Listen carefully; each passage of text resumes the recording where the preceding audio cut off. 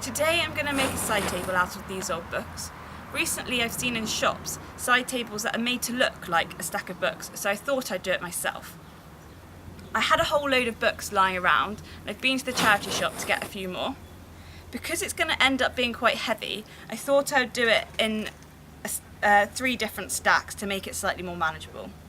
I'm going to stick the books together with no more nails, and then once that's dried, spray it with PlastiKote Duck Egg Blue.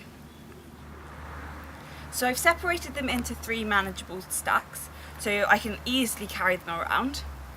I'm now going to start gluing them.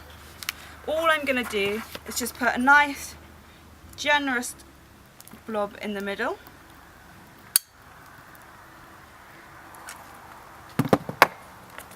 and then stick it to the one below. The glue's now dried and they're stuck together well, so I'm ready to start spraying them. I've shaken the can for a minute like it says to you on the back, so we can just start.